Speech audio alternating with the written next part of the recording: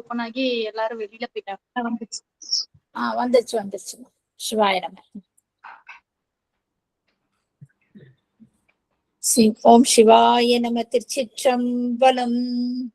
சாயாண்பினை நாள்தோறும் தழைப்பவர் தாயே ஆகி வளர்த்தனை போற்றி. தென்னாடுடைய சிவனே போற்றி. எந்நாட்டவர்க்கும் இறைவா போற்றி. பாவாய் கனகத்திரளே போற்றி. கைலை மலையானி போற்றி போற்றி. அருள்மிகு உண்ணாமலை சமேத அண்ணாமலையார் திருவடிகள் போற்றி போற்றி. திருத்தணி முருகப்பெருமான் மலரடிகள் போற்றி போற்றி. அருள்மிகு சிவகாமி அம்பாள் சமேத அருள்ஜோதி நாதனி திருவடிகள் போற்றி போற்றி. அனைத்து அடியார்களுக்கும் திருவடி வணக்கம். குருவே சரணம்.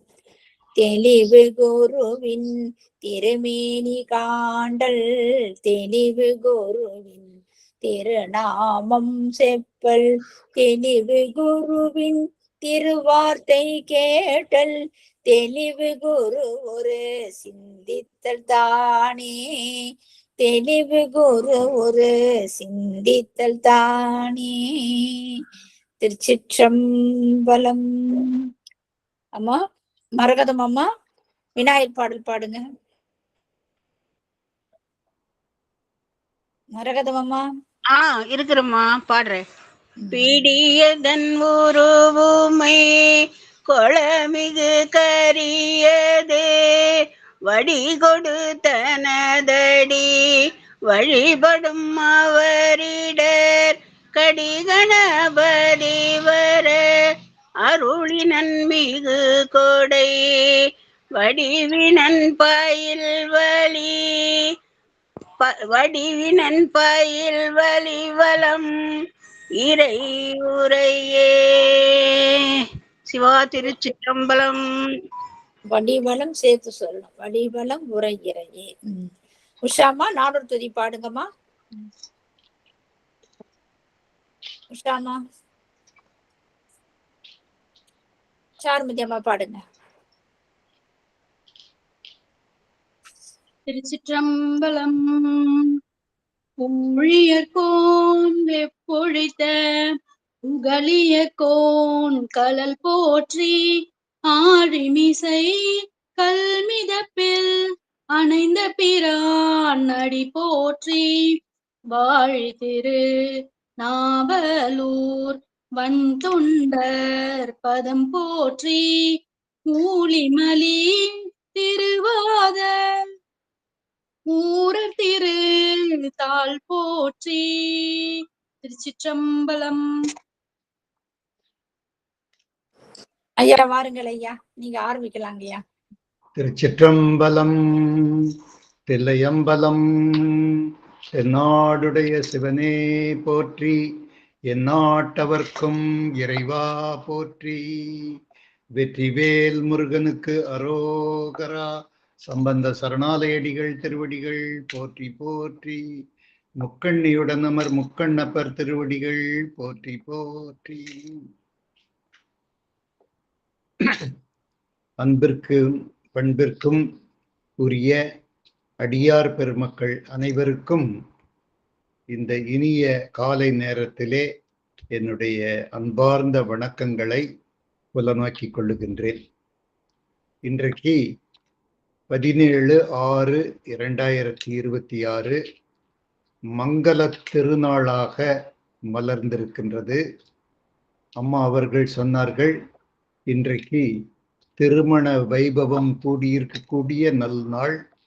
நம்முடைய அன்பர் பெருமக்கள் எல்லாம் அநேகம் பேர் திருமண காரியங்கள் பொருட்டு சென்றிருக்கக்கூடும் என்றெல்லாம் கருதி சொன்னார்கள். இந்த மாதிரியான மங்கள வேளையிலே நமக்கு இந்த சத்சங்கத்திலே, ஆன்மீக சத்சங்கத்திலே இணைந்து அந்த 1 மணி நேரத்திலே முருகப்பெருமானுடைய திருக்கருணைகளையும் அருமைகளையும் பெருமைகளையும் அவைகளையெல்லாம் கேட்பதற்கு, காதுக்கினிய சொற்களை கேட்பதற்கு நமக்கு பெருமானுடைய கருணை வாய்த்திருக்கின்றது. அதுதான் நாம் செய்த புண்ணியம். பணிவு இன்சொல், அது திருவள்ளுவர் சொல்லி இருக்கிறாரு. இது ரெண்டும் தான் நமக்கு எல்லாத்துக்கும் அணிகலன்கள் என்று சொல்லி இருக்கின்றார்கள். காதுக்கு, மூக்குக்கு, கழுத்துக்கெல்லாம் நம்ம போடுகின்ற அணிகலன்கள், நம்மை அழகுபடுத்தி கொள்ளுகின்றோம். அதுவெல்லாம் அணிகலன்கள் இல்ல, நீ கொண்டிருக்கக்கூடிய பணிவு. சிவாய நம, திருவடி வணக்கம் என்று வாயுறக்க நீங்கள் எல்லாம் வந்து வணக்கங்கள் கூறுகின்ற அந்த பணிவு மிகுந்த வார்த்தைகள், அன்போடு கலந்த அந்த உபசரிப்பு வார்த்தைகள் தான் அந்த தெய்வீக சிந்தனைய நம்மிடத்திலே தோற்றுவிப்பதற்கு, நம் பண்பாட்டை நம்மிடத்திலே வளர்க்கின்றது. இந்து தர்மத்துல அதுதான் பெரிய காரியம் என்று சொல்லுகின்றார்கள். பணிவும் அன்பும் நமக்கு மிகுந்து இருக்க வேண்டும். அது இந்த சத்சங்கத்திலே இருக்கக்கூடிய நமக்கு அது படிமானம் ஆகியிருக்கின்றது என்கின்ற அந்த பண்பு நலனை நினைத்து பார்க்கின்ற பொழுது நான் பெருமகிழ்வு கொள்ளுகின்றேன்.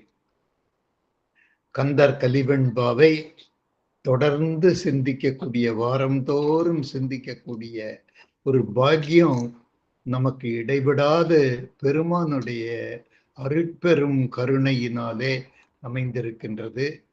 வேற எதுவுமே நம்ம சொல்லுவதற்கு வார்த்தைகளே இல்லை. அருட்பெரும் கருணை பாக்கியம் நமக்கெல்லாம் அமைந்திருக்கின்றது என்பதில் எந்த விதமான சந்தேகமுமே இல்லை. பெருமானுடைய கந்தர் கலிவெண்பாவின் வாயிலாக குமரகுருபரனின் வாக்கு மூலமாக நாம் பார்த்து கொண்டு வருகின்றோம். இன்றைய தினத்துல 75வது கண்ணியிலிருந்து 87வது கண்ணி முடிய ஒரு 12 கண்ணிகள் நம்ம இன்றைக்கு பார்ப்பதற்காக நம்ம இருக்கின்றோம். இன்றைய பாட வேளையிலே நமக்கு அமைந்திருக்கக்கூடிய அந்த கதை மிகவும் அற்புதமான கதை. நமக்கு சிவபெருமான் பார்வதியினுடைய கைலை காட்சி வந்து அற்புதமாக அமைந்திருக்கின்றது. நம்மெல்லாம் இங்கே பார்க்கக்கூடியது பூலோக கைலை. அம்மா அவர்கள் எல்லாம் சமீபத்திலே போய் தரிசனம் செய்து வந்தது இந்த பூலோக கைலை. சிவபெருமானும் பார்வதியும் வீட்டிருக்கக்கூடியது ஆகாய கைலை. அந்த கைலை காட்சியில சிவபெருமான் மிகவும் அழகாக காட்சியளிக்கின்றார். பார்வதி அம்மை இடதுபுறத்திலே அமர்ந்து ஏகாந்தமான மகிழ்ச்சி, கணவனும் மனைவியும், அதுதான் இன்பம். காதலர் இருவர் கருத்து ஒருமித்து ஆதரவு பட்டதே இன்பம் என்று சொல்லி வைத்திருக்கின்றார்கள். இந்த இடர் மிகுந்த வாழ்க்கையில் உள்ள அல்லல்களையும் தொல்லைகளையும் வெற்றிகரமாக சமாளித்து நாம் மீண்டு வர வேண்டும் என்று சொன்னால், கணவனும் மனைவியுமாக திகழுகின்றவர்கள் ஆதரவு பட்ட நல்வாழ்க்கை, ஒருவருக்கொருவர் இணக்கமாக போய் கணவன் சொல்லுவதை மனைவி மதித்து, மனைவி சொல்லுவதை கணவன் ஆதரித்து, அந்த மாதிரி பட்ட வாழ்க்கை தான் அது உதாரணமான வாழ்க்கை, அது உன்னதமான வாழ்க்கை என்பதை அடிப்படையாக வைத்துதான் சிவபெருமான் பார்வதி தேவியினுடைய கைலை காட்சி அமைந்திருக்கின்றது. அவர்கள் ஒற்றுமையாக ஒருமித்த உணர்வோடு ஆனந்த களிப்போடு வீற்றிருக்க நாம் காணுகின்ற காட்சி இன்றைக்கு நாம் காணுகின்றோம். அது ஒரு அருமையான காட்சியாக விளங்குகின்றது. அப்படி சிவபெருமான் உமையாளுடன் இருந்து ஆனந்த களிப்பிலே இருக்கின்ற பொழுது அவருக்கு கோரிக்கை ஒன்று வந்து சேருகிறது. யாரிடமிருந்து கோரிக்கை வருகிறது என்றால், தேவர்கள், வானிலே உரைகின்ற அந்த தேவர்களுக்கு இன்றைக்கு இன்னல் வந்திருக்கின்றது. யாருடைய ரூபத்திலே இன்னல் வந்திருக்கின்றது என்று சொன்னால், அசுரர்களுடைய ரூபத்திலே. அசுரர்கள் இவர்களுடைய மகிழ்ச்சியை குலைக்கும் வண்ணமாக, கெடுக்கும் வண்ணமாக அவர்கள் தேவர்களுக்கு ஆற்றவொண்ணா துன்பத்தை அளித்துக் கொண்டிருக்கின்றார்கள் என்கின்ற அந்த கம்ப்ளைண்ட், அந்த விண்ணப்பத்தோடு சிவபெருமானை தேவர்கள் அணுகுகின்றார்கள். சிவபெருமான் உடனே அதற்கு தீர்வு காணுகின்ற பொருட்டு செயல் வடிவம் எடுக்கின்றார், செயல்திறனை காட்டுகின்றார். அவருடைய 6 முகங்கள், 6 கண்கள், 6 கண்களை அவர் திறந்து பார்க்கின்ற பொழுது அந்த நெற்றிக்கண்ணனுடைய அந்த வேகம், உத்வேகம் மிளறுகின்றது, ஒளிப்பிழம்பாக காட்சியளிக்கின்றது. அந்த 6 ஒளிப்பொறிகள் வருகின்ற பொழுது அசுரர்கள் பொசுங்கி போய் விடுகிறார்கள். தேவர்கள் சந்தோஷம்தான். ஆனா அந்த வெப்பம், அந்த வெம்மை, அந்த ஒளிப்பிழம்பு, தீப்பொறி, அந்த காட்சிகளை அவர்களால் கண்கொண்டு பார்க்க முடியாத அளவிற்கு பிழம்பாக இருக்கின்றது. 6 பொறிகளும் ஆற்றவொண்ணா வெம்மையை கொடுக்கின்ற காரணத்தினாலே தேவர்கள் எல்லாம் அஞ்சுகின்றார்கள். அதனால அந்த வெம்மையை தாங்க முடியலையேன்னு அஞ்சுகின்றார்கள். தேவர்கள் அஞ்சிக்கை, தேவர்களுடைய உள்ளத்தில் அஞ்சிக்கை ஏற்பட்ட பொழுதெல்லாம், அபாயம் ஏற்படுகின்ற பொழுதெல்லாம் சிவபெருமான் அவர்களுக்கு உபாயம் அளிப்பதற்கு தயார் நிலையில் இருப்பது கண்கூடான உண்மை. அன்றைக்கு தேவர்களெல்லாம் அமிர்தம் என்று நினைத்து கடைந்தார்கள். ஆனால் அது நஞ்சாக மாறிவிட்டது.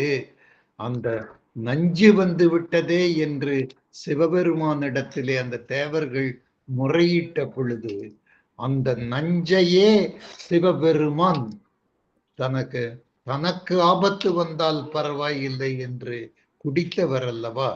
தேவர்கள் அதை குடிக்க கூடாது, தான் குடித்தால் பரவாயில்லை, தனக்கு ஏதும் நிகழ்ந்தாலும் பரவாயில்லை என்ற மனப்பான்மையோடு, உளப்பான்மையோடு சிவபெருமான் அன்றைக்கு நஞ்சை உண்டது போல நஞ்சனி கண்டனாக அவர் திகழ்ந்து கொண்டிருக்கின்றார் என்பதெல்லாம் உண்மை.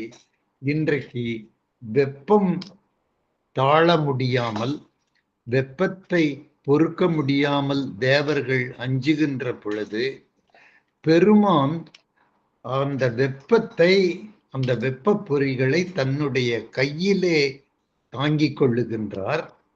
அந்த வெப்பம் முழுவதும் தன்னுடைய கையினுடைய அரவணைப்பிலே அவர் சேர்த்து கொண்டு அந்த வெப்ப அலைகளை வாயு தேவனிடத்திலே ஒப்படைக்கின்றார். இதுதான் இன்றைக்கு நம்ம பாட வேளையிலே பார்க்கக்கூடிய ஒரு அற்புதமான காட்சி. வாயு தேவனை அழைக்கின்றார். இட்ட கட்டளைக்கு வாயு தேவன் வந்து பிரசன்னம் ஆகின்றார். வாயு தேவனிடத்திலே இந்த பொறிகளை, 6 பொறிகளை, 6 ஒளி கற்றைகளை சிவபெருமான் அந்த வாயு தேவனிடத்திலே அளித்து அவர் கட்டளையிடுகிறார். இவைகளை எடுத்து சென்று யாரிடத்திலே நீ ஒப்படைக்க வேண்டும் என்று சொன்னால், தீ கடவுளிடத்திலே, தீ தேவனிடத்திலே, அக்கினி தேவனிடத்திலே நீ சமர்ப்பிக்க வேண்டும் என்று கட்டளையிடுகிறார். அக்கினி தேவனிடத்திலே வாயு தேவன் அவைகளை கொண்டு கொடுக்க, அந்த அக்கினி தேவனுக்கே இந்த அக்கினியை தாங்கிக் கொள்ள முடியவில்லை. அந்த அளவிற்கு ஒளி பிழம்பு. முருகப்பெருமான் இவ்வளவு சக்தி வாய்ந்தவர் என்பதையெல்லாம் சொல்லுவதற்கு முன் உதாரணமாகத்தான் இத்துணையும் வருகின்றது. முருகப்பெருமான் வித்தாக வருகின்ற பொழுது, அந்த உருவமாக வருவதற்கு ஆதாரபூர்வமாக விதையாகத்தான் இந்த ஒளிப்பிழம்பு இருக்கின்றது எல்லாம் நாம் பின்பு பார்க்க போகின்றோம். அக்னி தேவனுக்கே இந்த தீப்பிழம்பை பொறுத்து கொள்ள முடியவில்லை. அது எங்கு இவைகளை கொண்டு சேர்ப்பது என்று அக்னி தேவன் தவிர்த்து நாணல்களெல்லாம் மிகுந்து பெரும் புதர்களாக விளங்கக்கூடிய சரவணத்திலே கொண்டு போய், சரவண பொய்கையிலே கொண்டு போய் அந்த தீப்பொறிகளை ஒப்புவிக்கின்றான் அந்த அக்னி தேவன். சரவண பொய்கையிலே இருக்கக்கூடிய அந்த 6 ஒளிக்கற்றைகளையும் கார்த்திகை பெண்கள், இதுவெல்லாமே நம்ம படித்த பாடங்கள், ஏற்கனவே நமக்கெல்லாம் பரிச்சயமான சம்பவங்கள். இதைத்தான் கந்தர் கலிவெண்பாவிலே சிறந்த கன்னிகள் வடிவிலே குமரகுரு சுவாமிகள் நமக்கு அளித்து காட்டியிருக்கின்றார்கள். அந்த பாக்களை எல்லாம் படிக்கின்ற பொழுது, அதை கவிதை வடிவிலே நாம் நோக்குகின்ற பொழுது நமக்கு பேரின்பம் அளிக்கக்கூடிய ஒரு நிகழ்வாக இருக்கின்றது. தெரிந்த நிகழ்வு, ஆனால் அறியாத பாடல் வழியாக இன்றைக்கு அவைகளை பார்ப்பதற்கு நமக்கு அருமையான சந்தர்ப்பம் இன்றைய பாடவேளையிலே அமைந்திருக்கின்றது என்பதை சொல்லி, அந்த 6 கார்த்திகை பெண்களும் அகம் முகம் மலர்ந்து அந்த 6 தீப்பொறிகளை ஏந்தி, அந்த 6 தீப்பொறிகளும் 6 குழந்தைகள் வடிவிலே, இதுதான் முருகப்பெருமானுடைய தோற்றம், இதுதான் அவருடைய பிறப்பு, இதுதான் அவருடைய வரலாறு. ஆக இவ்வளவு சக்தி வாய்ந்தவர் முருகப்பெருமான். சிவபெருமானுடைய அந்த கண்களிலிருந்து வரக்கூடிய அந்த ஒளிப்பிழம்பினுடைய சக்தியைத்தான் உருவமாக முருகப்பெருமான் தன்னிடத்திலே கொண்டிருக்கின்ற காரணத்தினால்தான் அளவிற்கு அதிகமான ஆற்றலை பெற்று அவர் அபூர்வமான சாதனைகளை எல்லாம் புரிகின்றார் என்று நம்ம பார்க்கிறோம். ஆகவே இந்த கார்த்திகை பெண்கள் அந்த 6 மகவுகளையும் அன்போடு அணைத்து உபசரித்து தங்களுடைய திருமுலைப்பாலை அந்த குழந்தைகளுக்கு ஊட்டுகின்றார்கள். குழந்தை அழுகின்றது. அழுகாச்சை நிறுத்துவதற்கு உபாயம் அந்த அமுது ஊட்டுதல் என்பது. இது மிகவும் அற்புதமான காரியம். இந்த குழந்தை பிறப்பு மகப்பேறு அந்த மருத்துவர்களிடத்திலே நாம் கேட்கின்ற பொழுது அந்த மருத்துவர்கள் இதுவெல்லாம் அதிசயம் என்று கூறுகின்றார்கள்.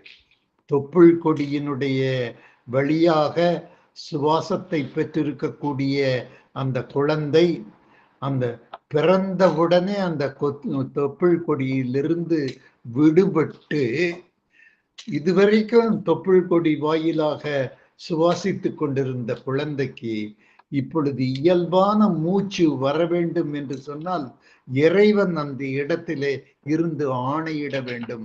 அதுதான் மருத்துவர்கள் சொல்லுகின்றார்கள். அப்பொழுது பிறந்த குழந்தை ஆ என்று அலறி அம்மா என்று கூக்குரல் இடுகின்ற பொழுது அந்த பிராணவாயு உள்ளே சென்று அந்த இதயத்தினுடைய இயக்கம் தொடங்குகின்றது. இது அறிவியல் பூர்வமான உண்மை, ஆன்மீக பூர்வமான உண்மை. இது இறைவனுடைய சக்தி என்று நம்ம பார்க்கின்றோம். அதைத்தான் இன்றைய கந்தர் கலிவெண்பாவிலும் நாம் பார்க்கின்றோம். இந்த பேருண்மையை நாம் பார்க்கின்றோம். 6 குழந்தைகளும் வீல் வீல் என்று கத்துகின்ற காட்சியை நாம் பார்க்கின்றோம். கார்த்திகை பெண்கள் தாயுள்ளத்தோடு அன்புள்ளத்தோடு கட்டி அணைத்து முத்தம் கொடுத்து அந்த குழந்தைகளுக்கு சீரூட்டி பாலூட்டி அவர்கள் அன்பு பாராட்டுகின்ற அந்த ஒரு அருமையான காட்சியை இன்றைக்கு நம்ம பார்க்கின்றோம். இந்த 6 குழந்தைகளையும் அற்புதமான சரவண பொய்கையிலே வீற்றிருக்கக்கூடிய இந்த காட்சி ஒரு அற்புதமான காட்சியை சிவபெருமான் கண்டு கழித்து அதை தன்னுடைய தேவியான உமையம்மையிடம் இந்த காட்சியை காட்டுகின்றார்.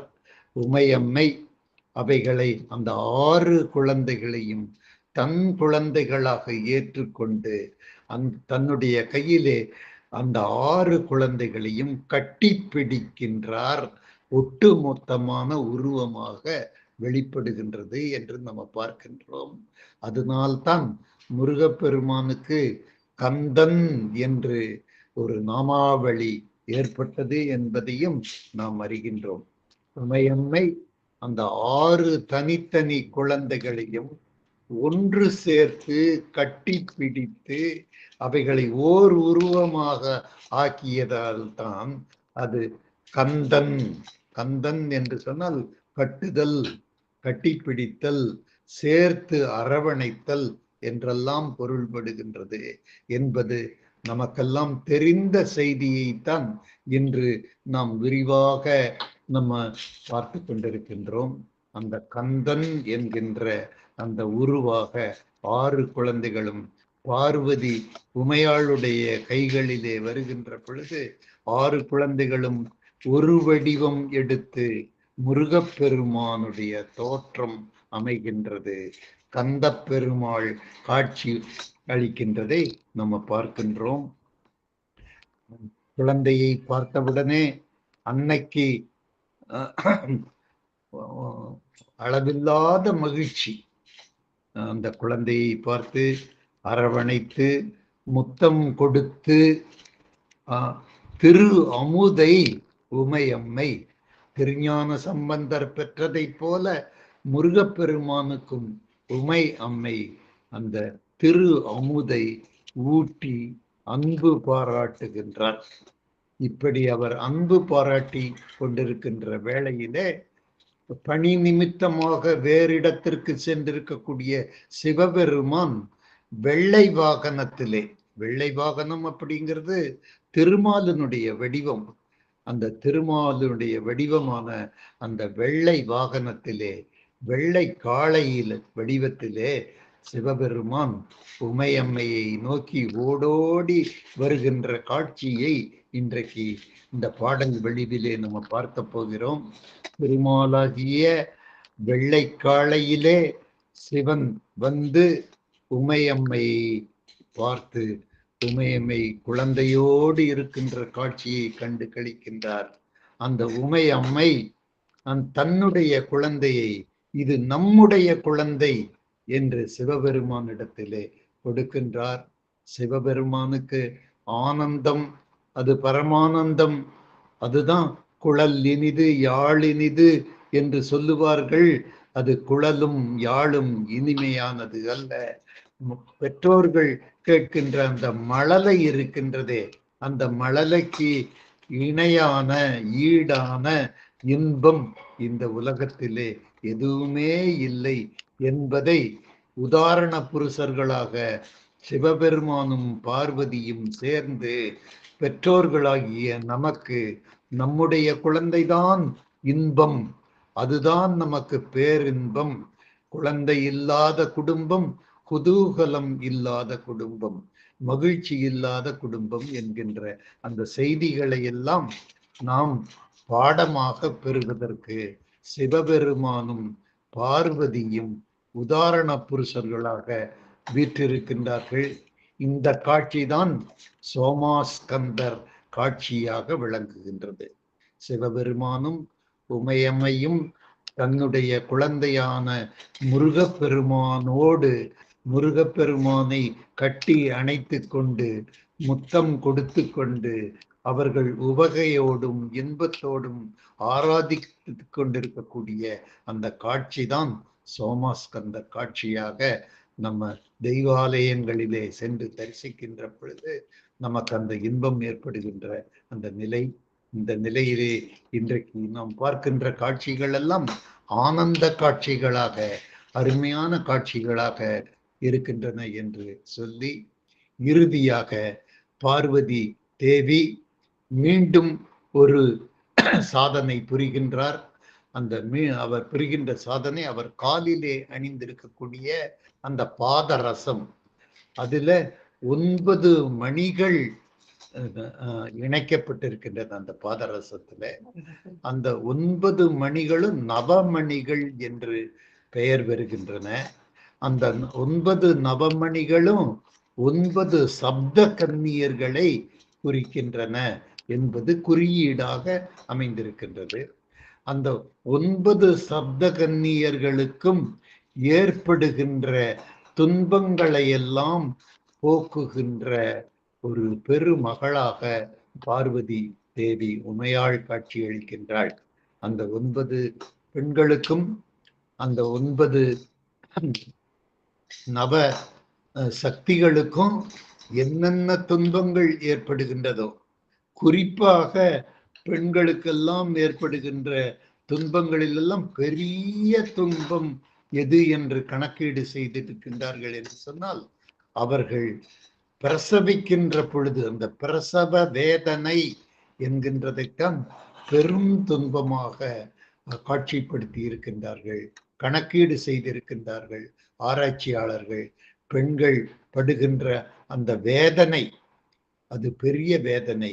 உமையாளுடைய துணை இல்லாமல் அந்த பிரசவ வேதனையிலிருந்து பெண்கள் மீள முடியாது. அது மறுபிறப்பான ஒரு காரியம்.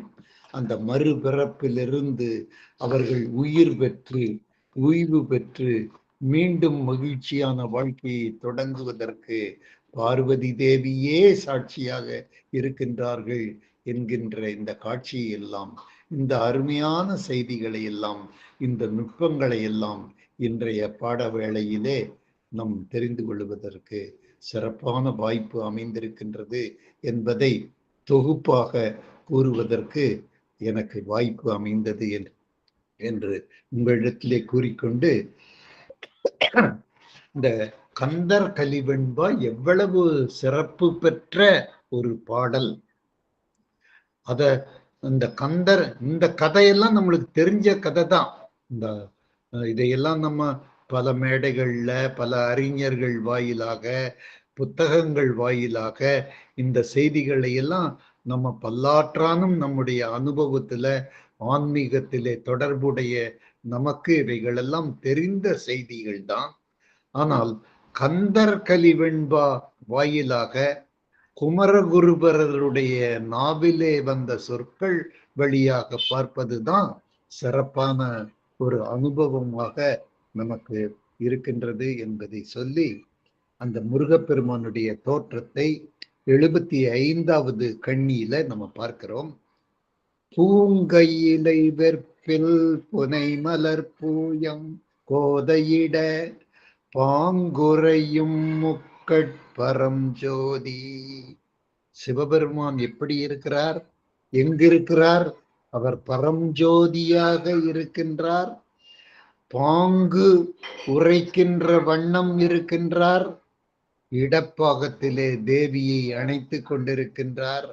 அவர் பூங்கையிலையிலே வீற்றிருக்கின்றார் என்கின்ற அழகிய செய்திகளை எல்லாம் மாலை கோர்த்த மாதிரி, மலர்கள் சேர்த்த மாதிரி, மலர்கள் சேர்த்து மாலை கட்டிய மாதிரி இந்த இடத்திலே வெண்பா நமக்கு அமைந்திருக்கின்றது. பூங்கையிலை வெற்பில், வெற்பு என்று சொன்னால் அந்த மலை மீது, அது பூ மணம் பொருந்திய மலை. அங்கு சிவபெருமான் பூயங்கோதையோடு இருக்கின்றார். இடப்புறத்திலே உமையம்மையோடு இருக்கின்றார். அவர் பாங்கு உறையும் வண்ணம் இருக்கின்றார்.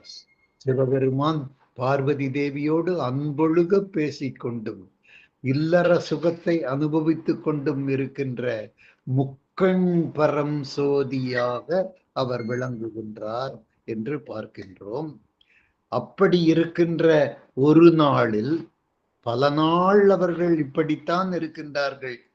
அதில் ஒரு நாள் அப்படிங்கிறது தான் இந்த இடத்திலே குமரகுருபரர் காட்டுகின்ற காட்சி.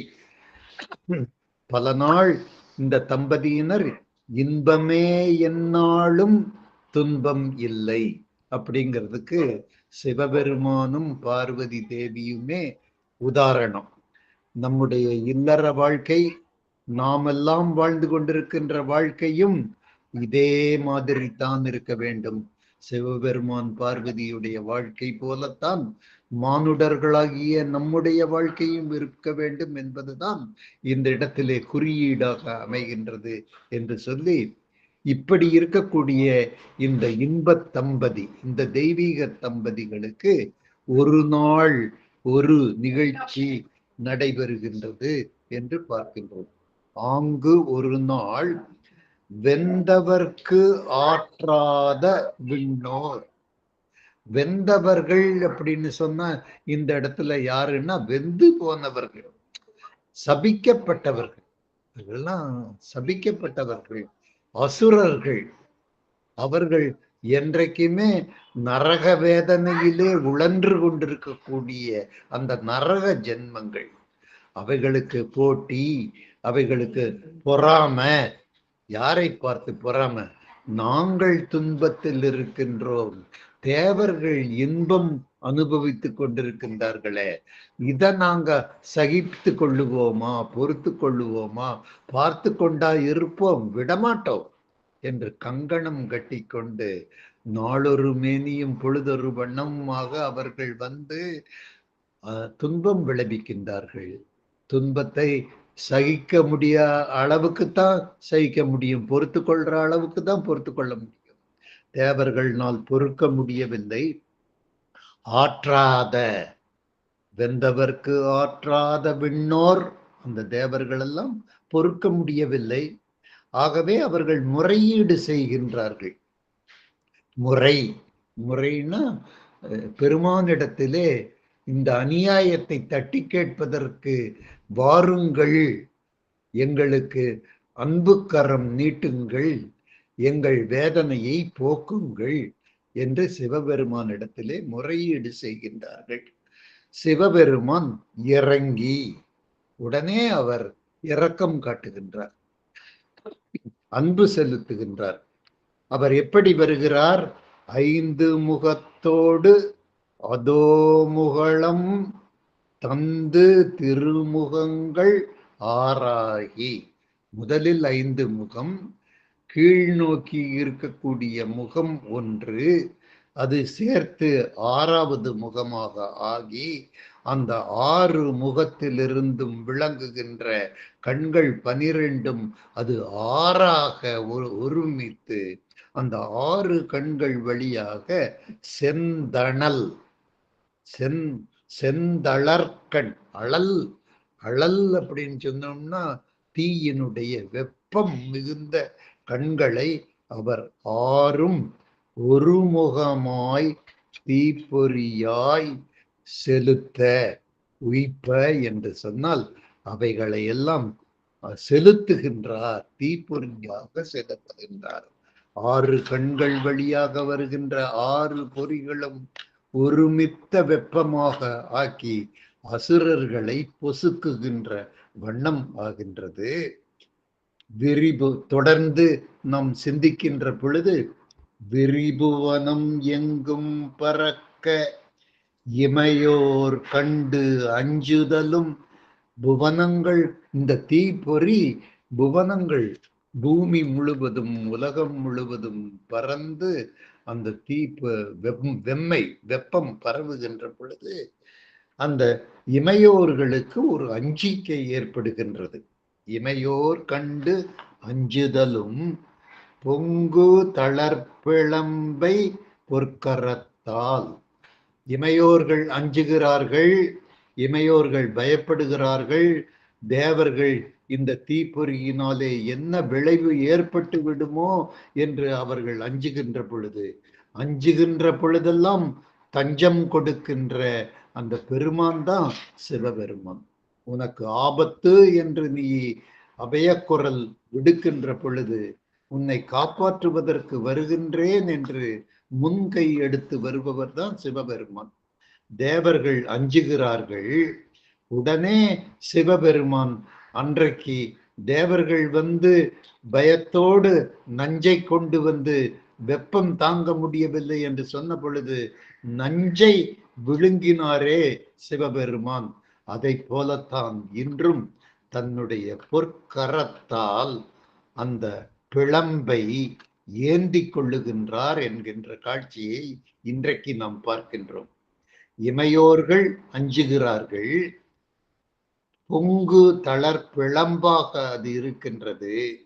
அதை பொற்கரத்தில் பொற்கரங்களில் அவர் சிவபெருமான் ஏற்றுக்கொள்ளுகின்றார். அங்கண் எடுத்தமைத்து வாயுவை கொண்டு ஏகுதி நீ விரைந்து செல்லுவாயாக என்று அந்த வாயு தேவனுக்கு கட்டளையிடுகிறார். பொற்கரத்தால் பெற்ற அந்த தீப்பொறிகளை எடுத்து வாயுவை கொண்டு ஏகுதி என்று செல்க, இதை கொண்டு செல்லுக. இது எங்கே கொண்டு நீ செல்ல வேண்டும் என்றால், எம்மான் கொடுத்தளிப்ப மெல்ல கொடுபோய் போதொரு சற்பூத தலைவ கொடு போதி எனும் தீ கடவுள். யாரிடத்திலே கொண்டு போய் வாயு பெருமான் செலுத்த வேண்டும் என்று சொன்னால், அந்த பூத தலைவர் அப்படிங்கிறது தான் வாயு கடவுள். அந்த வாயு கடவுள் யாரிடத்திலே கொண்டு போய் கொடுக்கிறார்னா, அக்னி தேவரிடத்திலே கொண்டு போய் கொடுக்கிறார். பூத தலைவ கொடுபோதியன தீக்கடவுள். தீக்கடவுள் என்பது அக்னி தேவரிடத்திலே அவர் கொண்டு போய் கொடுக்கிறார். வாயு தேவர் கொண்டு போய் கொடுக்கிறார். சிவபெருமான் கொடுத்தது இது ரிலே ரேஸ் மாதிரி நடந்துட்டு இருக்குது. சிவபெருமான் வாயு தேவனிடத்திலே கொடுத்தார். வாயு தேவன் அக்னி தேவனிடத்திலே கொடுக்கிறார். அக்னி தேவன் அடுத்த கட்டமாக சீத பகீரதிக்கே சென்று பகீரதன் தான் அந்த கங்கையை தோற்றுவித்தது. அதனால்தான் கங்கைக்கு பகீரதி என்ற பெயர் பெற்றிருக்கின்றது. அது குளிர்ச்சி மிகுந்ததாக இருக்கின்றது. சீதம் குளிர்ச்சி மிகுந்த கங்கையிலே கொண்டு போய் தீக்கடவுள் அக்னி பெருமான் அதை கொண்டு போய் செலுத்த சென்று போதொரு சற்று அன்னவளும். அன்னவளும் என்று சொன்னால் இந்த இடத்துல கங்கை தேவியை குறிக்கின்றது. கங்கை தேவியை பெண் வடிவத்திலே பார்ப்பதுதான் சிறப்பு. இலக்கியவாதிகள் எல்லாம் கங்கையை பெண்ணாக சமைத்து பார்க்கின்றார்கள். அதைத்தான் இங்கு குமரகுருபரரும் போதொரு சற்று அன்னவளும் கொண்டு அமைத்து அமைதற்காற்றாள் சரவணத்தில் சென்னியில் கொண்டு அந்த கங்கைக்கும் இதை பொறுத்து கொள்ள முடியல. இந்த வெப்பத்தை பொறுத்து கொள்ள முடியவில்லை. அன்னவளும் கொண்டு அமைதற்கு ஆற்றாள். அவனாலே முடியல, ஆற்றாள் பொறுக்க முடியவில்லை. அவ கொண்டு போய் நாணற்பொருட்கள் எல்லாம் மிகுந்திருக்கக்கூடிய சரவணம். சரவணம் அப்படின்னு சொன்னோம்னாலே நாணல் புல்கள் மிகுந்த காடு என்று பொருள்படுகிறது. அந்த நாணல் புற்கள் மிகுந்த சரவண பொய்கையிலே கொண்டு சரவண சென்னியிலே கொண்டு போய் சரவண காட்டில கொண்டு போய் திருவுருவாய் அந்த 6 பொறிகளும் உருவம் பெறுகின்றன. முன்னர் அருமீன் முலையுண்டு அழுது விளையாடி உருவம் பெற்று விட்டார்கள். முருகப்பெருமான் 6 குழந்தைகளாக காட்சி அளிக்கின்றார்கள். அவர்கள் அருமீன் முலையுண்டு, கார்த்திகை பெண்கள் அருமீன்கள் வடிவத்திலே இருக்கின்றார்கள். அந்த அருமீன் வடிவத்திலே இருக்கக்கூடிய கார்த்திகை பெண்கள் இந்த குழந்தைகளை ஏந்தி பால் ஊட்டுகின்றார்கள். அருமீன் முலை உண்டு அழுது விளையாடி, அழுத பிள்ளைகள் எல்லாம் சிரித்த பிள்ளைகளாக மாறுகின்றார்கள். அதற்கு காரணம் கார்த்திகை பெண்களுடைய அன்பு, உபசரிப்பு, அரவணைப்பு. இதை சிவபெருமான் பார்க்கின்றார் என்பதுதான் அடுத்த காட்சி. நறுநீர் முடிக்கணிந்த நாதன். இது மிகவும் சிறப்பான வர்ணனையாக அமைந்திருக்கின்றது சிவபெருமானை பற்றி. நறுநீர் முடிக்கு அணிந்த நாதன். நாதன் சிவபெருமான் தன்னுடைய முடியிலே கங்கையை தாங்கி இருக்கின்றார். அதைத்தான் இந்த இடத்திலே குமரகுருவரர் அற்புதமாக பாடல் வடிவத்திலே காட்டியிருக்கின்றார். நறுநீர் முடிக்கு அணிந்த நாதன் என்று சொல்லி இருக்கின்றார். இந்த பதத்தை நாம் படித்து பார்க்கின்ற பொழுது நமக்கு பேரின்பம் ஏற்படுகின்றது.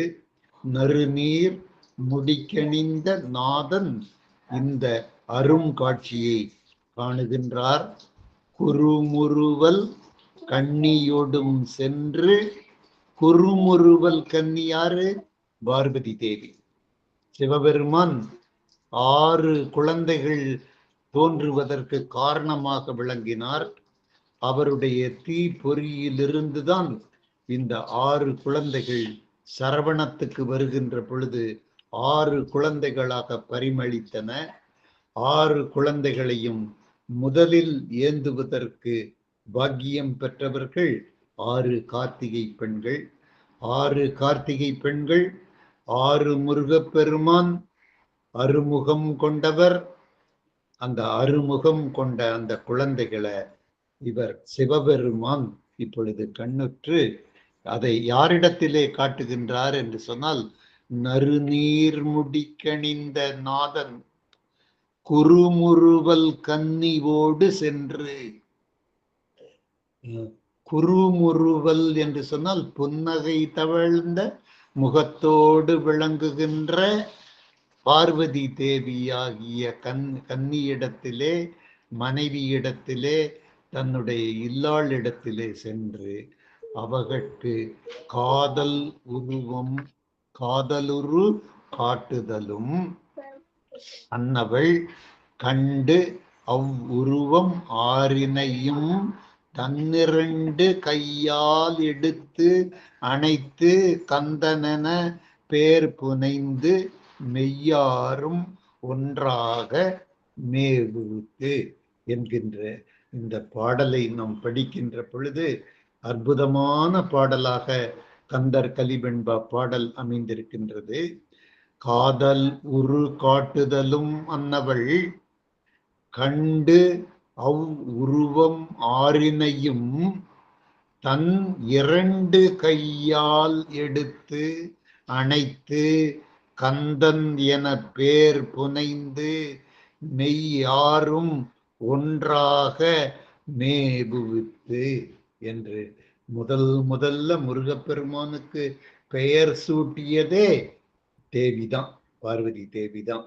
கட்டி அணைத்து கந்தனென்று பெயரிட்டு உச்சி மோந்து அணைத்து மேபுவித்து என்று சொன்னால் அன்பு பாராட்டுகின்றார். 6 குழந்தைகளும் ஒரு குழந்தையாக மாறுகின்றது. அது கந்தனாக மாறுகின்றது. கலியுக தெய்வமாக மாறுகின்றது. கலியுகத்தை காப்பாற்றுகின்ற தெய்வமாக மாற்றிய அந்த பெருமைக்கு சொந்தக்காரி பார்வதி தேவியாக, சக்தி தேவியாக விளங்குகின்றாள். சக்திதான் சிவத்திற்கு பெரிது. அந்த சக்தி வடிவம் இன்றைக்கு முருகப்பெருமானை கந்தர் ரூபம் எடுப்பதற்கு காரணகர்த்தாவாக விளங்கி இருக்கின்றாள். இதெல்லாமே ரொம்ப அற்புதமான வரிகள்.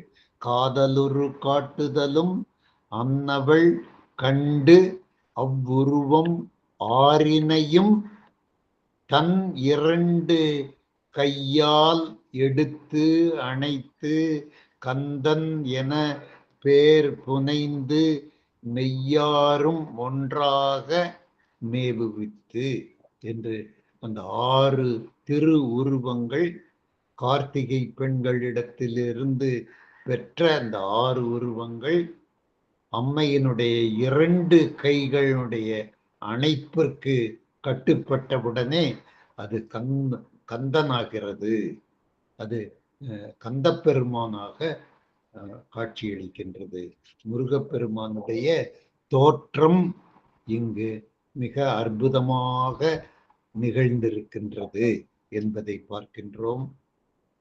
மெய்யாரும் ஒன்றாக மேவுவித்து செய்ய முகத்தில் அணைத்து செய்ய சிவந்த முகம் பார்வதியினுடைய முகம்.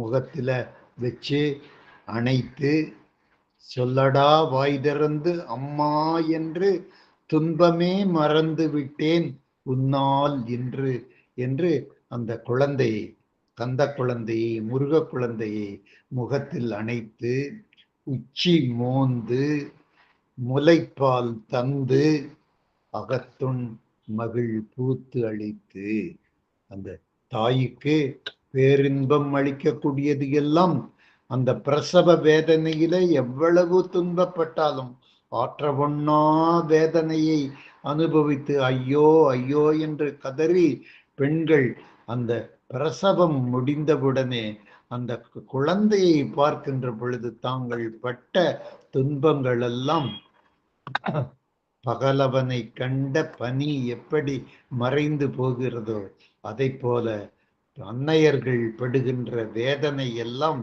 அந்த அருமழலையை பார்க்கின்ற பொழுது தீர்ந்து போய் விடுகின்றது என்கின்ற அற்புத காட்சியை அடிப்படையாக வைத்துதான் இந்த கந்தர் கலிவெண்பாவிலே ஆசிரியர் கோர்த்து காட்டியிருக்கின்றார். முகத்தில் செய்ய முகத்தில் அணைத்து உச்சி மோந்து முலைப்பால் அகத்துண் மகிழ் பூத்து அளித்து அகமும் மகிழ்ந்து உளமும் மகிழ்ந்து உடலும் மகிழ்ந்து எல்லாம் மகிழ்ச்சியான சூழ்நிலையை இங்கு, இதற்கெல்லாம் காரணக்கர்த்தா யாரு? முருகப்பெருமான் ஒருவரே காரணக்கர்த்தாக விளங்குகின்றார். மழலை இல்லாத குடும்பம் அது வறண்ட குடும்பமாக, பாலைவன குடும்பமாக போய்விடுவதை போல இந்த குடும்பத்திற்கு தெய்வ குழந்தை தோன்றிய காரணத்தினாலே அகத்துண் மகிழ் பூத்தளித்து என்று குமரகுருபரர் அருமையாக வார்த்தைப்படுத்தி காட்டியிருக்கின்றார்.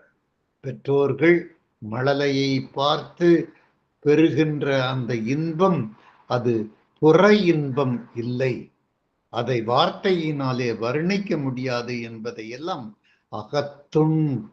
அகத்துண்ணா அந்த உளப்பூர்வமான மகிழ்ச்சி, அதை எப்படி அது உணரத்தான் முடியும், எப்படி கடவுளை நம்ம உணரத்தான் முடியும் என்றெல்லாம் நம்ம கூறிக்கொண்டிருக்கின்றோமோ அதை போல மழலையை பார்த்து மகிழ்ச்சிப்படுகின்ற அந்த தாயாருடைய அந்த பேருவகை இருக்கின்றதே, அதை வார்த்தையினாலே வர்ணிக்க முடியாது என்பதை கலிவெண்பாவிலே இங்கு காட்சிப்படுத்தி இருக்கின்றார் அந்த குமரகுரு சுவாமிகள். அகத்துண் மகிழ் பூத்து அளித்து என்று காட்டியிருக்கின்றார். தொடர்ச்சியாக அவர் சொல்லுகின்ற பொழுது அம்மை குழந்தைகளை பார்த்தாள், இரு கைகளாலும் ஏந்தினாள், கட்டி அணைத்தாள், கந்தன் என்று உருவாக்கினாள், மகிழ்ச்சிப்பட்டாள், ஆனந்தப்பட்டாள், அணைத்தாள், அமுதூட்டினாள், அன்பு செலுத்தினாள் என்பதெல்லாம் காட்சி. இந்த காட்சி ஒரு பேரானந்த காட்சி. தாயும் குழந்தையும் இருக்கக்கூடிய அந்த காட்சியை இந்த குழந்தைக்கு காரணகர்த்தாவாக விளங்கிய சிவபெருமான் காண வேண்டிய ஒரு சூழ்நிலை, ஒரு தருணம் ஏற்படுகிறது. அதுதான் தொடர்ந்து வருகின்ற சந்தர்ப்பங்கள். சகத்தளந்த வெள்ளை விடை மேல் விமலன் கரத்தளித்து உள்ளம் உவப்ப உயர்ந்தோனே என்று காட்டியிருக்கின்றார். சகத்தளந்த என்றால் உலகத்தையே அளந்தவர் யாரு? திருமால். அவருடைய வாகனம்தான் வெள்ளை விடை. அந்த வெள்ளை விடை வாகனத்தில் தான் இப்ப சிவபெருமான் பலமாக வந்து உமையம்மையையும் இந்த கந்த பெருமானையும் காணுவதற்காக ஓடோடி வருகின்றார். வெள்ளை விடை மேல் விமலன் சிவபெருமான் கரத்தில் அளித்து, விமலன் கரத்தில் குழந்தையை கொடுக்கின்றாள் அன்னை சிவகாமி. அம்மை பார்வதி தான் ஏந்தி அமுது படைத்து ஆராதித்து அழகொழுக காட்சியளிக்கக்கூடிய அந்த குழந்தைய கணவனிடத்திலே பெருமிதத்தோடு இது உங்கள் குழந்தை, இது நம்ம குழந்தை என்று அந்த குழந்தையை விமலன் கரத்தில் அளித்து சிவபெருமான் கரத்தில் உமையம்மை அந்த குழந்தையை கொடுக்கின்ற பொழுது பெற்ற தந்தை தாய் சோமாஸ்கந்தர் வடிவம், அந்த நேரம் ஒரு பேரின்பமான நேரம். கரத்தில் அளித்து உள்ளம் உவப்ப உயர்ந்தோனே, அந்த நேரத்துல சிவபெருமான் அடைந்த இன்பம் அது சாதாரண இன்பம் இல்லை, அது பெருமை மிகுந்த இன்பம். அந்த இன்பத்திற்கு ஈடு இணை எதுவுமே இல்லை என்பதை உதாரணங்களாக நாமும் நம்முடைய குழந்தைகளை பெற்றெடுக்கின்ற பொழுது, நம்முடைய குழந்தைகளை கட்டி அணைக்கின்ற பொழுது, நம்முடைய குழந்தைகள் வழியாக நாம் பெறுகின்ற இன்பத்தின் தருணத்திலெல்லாம் நாம் உணர்கின்றோம் என்பதை உள்ளம் உவப்ப உயர்ந்தோனாக விளங்குகின்றார் சிவபெருமான். அப்ப சிவபெருமானுக்கே பெருமையும் உயர்வையும் கௌரவத்தையும் கொடுப்பது யார் என்று சொன்னால் இந்த கந்த குழந்தை தான், கந்த பெருமான் தான் என்பதை எல்லாம் இன்றைக்கு நம்ம இந்த பாடல் வழியாக நம்ம பார்ப்பதற்கு அற்புதமான சந்தர்ப்பம், அற்புதமான வரிகள், அற்புதமான கவிதைகளாக விளங்குகின்றன. வெள்ளை விடை மேல் விமலன் கரத்தளித்து உள்ளம் உவப்ப உயர்ந்தோனே என்று சிவபெருமான் உயர்ந்த நிலையில உள்ளமெல்லாம் உவப்புடனே, உவப்புன மகிழ்ச்சி, சந்தோஷம், ஆனந்தம், இதை விட வேற ஆனந்தம் என்ன இருக்கு? பெற்ற குழந்தையை தாய் கொடுக்க தகப்பன் ஏந்தி அந்த மகிழ்கின்ற அந்த காட்சி இருக்கின்றதே, அதற்கு ஈடு இணையான மகிழ்ச்சியான காட்சி எதுவுமே இல்லை என்பதை இங்கு பார்க்கின்றோம். கிள்ளை மொழி மங்கை பார்வதி தேவிக்கு அணிகலன், இது குமரகுருபரர் கொடுத்திருக்கக்கூடிய அங்கீகாரம். கிளி போன்று பேசக்கூடியவள் கிள்ளை மொழி மங்கை சிலம்பின் மணி 9 தோன்றும். அவள் அணிந்திருக்கக்கூடிய பாதரசம் கொலுசு, அதுல 9 மணி இருக்கின்றது. அந்த 9 மணி தோன்றும் துங்கமடவார் துயர்ந்தீர்த்து. துங்கமடவார்ங்கிறது தான் அந்த 9 நவசக்திகள், கன்னி பெண்கள், அவர்களுக்கு ஏற்படுகின்ற துன்பங்களை எல்லாம் தீர்க்கின்ற ஒரு தீர்க்கதரிசியாக பார்வதி தேவி விளங்குகின்றாள். அந்த கன்னிமார்களுக்கு ஏற்படுகின்ற துன்பங்கள் 9 கன்னிமார்கள். 9 அப்படிங்கிறது அந்த நவரத்தினம் என்று சொல்லுகின்றார்கள். மாணிக்கம், முத்து, மரகதம், வைடூரியம், கோமேதகம், வைரம், பவளம், நீலம், புட்பராகம் அப்படிங்கிற அந்த 9 நவரத்தினங்கள். அந்த நவரத்தினங்களும் 9 கன்னிகளை உருவகப்படுத்தி இருக்கின்றது. அந்த 9 கன்னிகளுக்கும் ஏற்படுகின்ற வாழ்க்கை துன்பங்கள், இந்த வாழ்க்கை துன்பங்கள் அப்படிங்கிற பொழுது அடிப்படையாக பெண்களுக்கு ஏற்படுகின்ற துன்பங்கள் இதெல்லாம் பெரிய துன்பம். அந்த பிரசவ துன்பத்தை தான் இந்த இடத்துல அடிப்படையாக வைத்து குமரகுருபரர் பேசியிருக்கின்றார். அந்த மாதிரியான துன்பங்களை எல்லாம் போக்குகின்ற ஆபத்து பந்தளாக உமையம்மை வீற்றிருக்கின்றாள், சக்தி வடிவமாக இருக்கின்றாள்.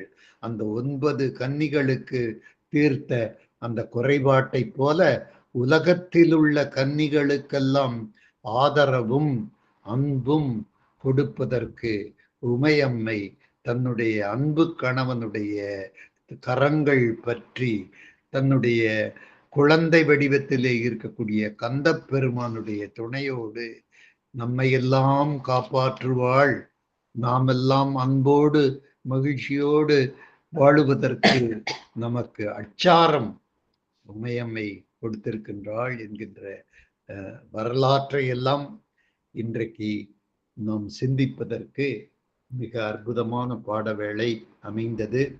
இதுதான் முருகப்பெருமானுடைய தோற்றம். குமரகுரு சாமிகள் ஒவ்வொன்றாக அவர் முருகப்பெருமானுடைய கேசாதிபாத வர்ணனையை நமக்கு கொடுத்தார். முருகப்பெருமானுடைய தோள்களை வர்ணித்தார். அவருடைய 6 திருமுருகங்களை பற்றியெல்லாம் சொன்னார். 12 கரங்களை பற்றி சொன்னார். அரசருடைய அந்தஸ்து, அவர் எப்படி அரசர், நாட்டிற்கு அதிபதியாக விளங்கக்கூடிய அரசருக்கு என்னென்ன அணிகலன்கள் இருக்கின்றதோ அதை போலவே தேவாதி தேவராக விளங்குகின்ற அந்த முருகப்பெருமானுக்கும் அந்த 10 அம்சங்களும் பொருந்தி இருக்கின்றன என்று குமரகுருபரர் மிக அழகாக காட்டி நம்மை ஆனந்தப்படுத்தினார். இன்றைய இந்த நல்ல நேரத்திலே நமக்கு அந்த முருகப்பெருமானுடைய தோற்றம் எப்படிப்பட்டது, தோற்றம், அந்த கதை பழையதானாலும் அதை சொல்லி இருக்கக்கூடிய அந்த வடிவங்கள், அந்த வார்த்தைகள், அந்த கவிதைகள் நவ கவிதைகளாக குமரகுருபருடைய வாயிலிருந்து வந்த கவிதைகளை பார்க்கக்கூடிய சந்தர்ப்பம் நமக்கு இன்றைக்கு அற்புதமாக அமைந்தது என்று சொல்லி, முருகப்பெருமானுடைய கருணை நம்ம போன்ற அன்பர் பெருமக்களுக்கு நம்மெல்லாம் அடிக்கடி நமக்குள்ளே சிந்தித்து நமக்குள்ளே நம்ம பேசிக்கொள்ளுகின்ற பொழுதெல்லாம் இந்த துன்பங்கள் தொலைய வேண்டும், வாழ்க்கையில் இடர்பாடுகள் நீங்க வேண்டும், இன்பங்கள் வந்து அமைய வேண்டும் என்றெல்லாம் நம்ம ஏக்கமாக நம்ம விடுக்கின்ற விண்ணப்பங்கள் எல்லாம் அது விழலுக்கு எரித்த நீராக கண்டிப்பாக போய்விடாது.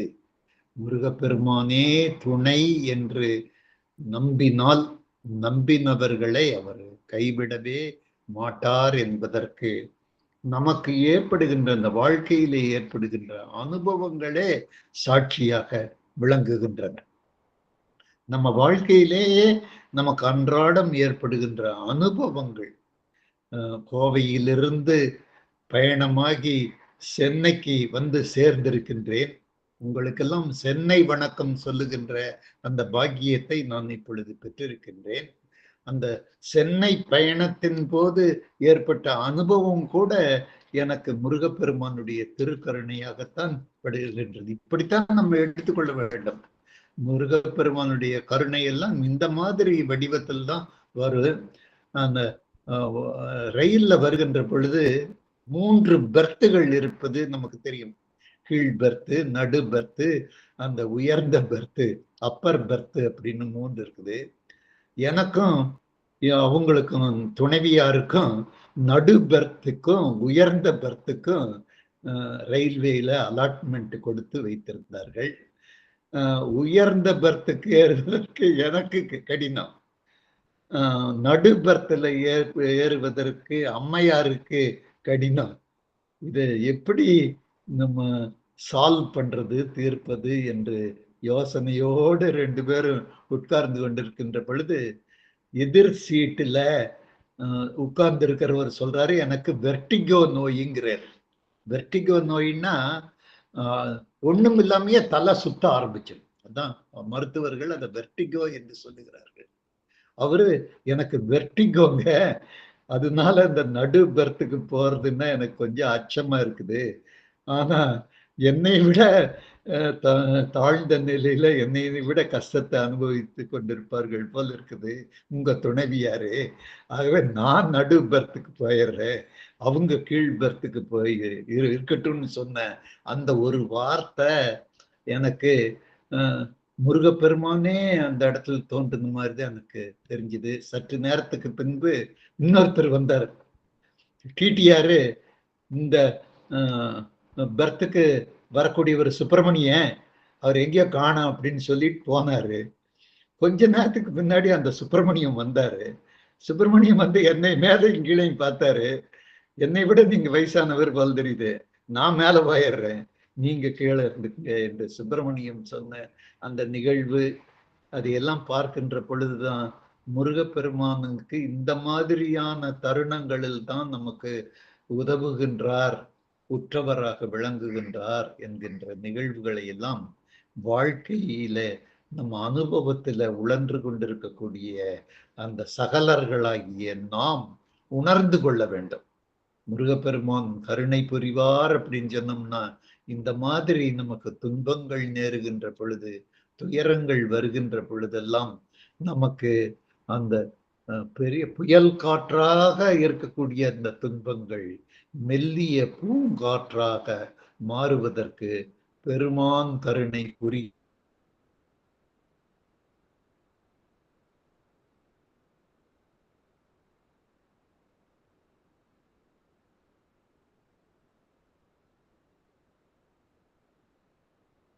பார்த்துட்டு தான் இருப்பீங்க. ஆகவே நாம் நல்ல வார்த்தைகளை எல்லாம் இன்றைக்கு உங்களிடத்திலே பதிவு செய்வதற்கு பாக்கியம் அமைந்தது என்று சொல்லி, ஆறிரு தடம் தோள் வாழ்க, அருமுகம் வாழ்க, வெற்பை ஊறுசை தனிவேள் வாழ்க, குக்குடம் வாழ்க செவ்வேள், ஏறிய மஞ்சை வாழ்க, யானை தன் அணங்கு வாழ்க, மாறிலா வள்ளி வாழ்க, வாழ்க சீர் அடியாரெல்லாம் என்று முருகப்பெருமானை நினைந்து வாழ்த்தியும், கல்லாப்பிளையும் கருதாப்பிளையும் கசிந்துருகி நில்லாப்பிளையும் நிலையாப்பிளையும் நின்றெழுத்தை சொல்லாப்பிளையும் துதியாப்பிளையும் தொழாப்பிளையும் எல்லா பிழையும் பொறுத்து அருள்வாய் பெருமானே என்று பெருமானை வாழ்த்தி வணங்கி, உங்களையெல்லாம் மீண்டும் ஒரு முறை வணங்கி, பிரேமா அம்மா அவருக்கு நன்றிகளை காணிக்கைகளாக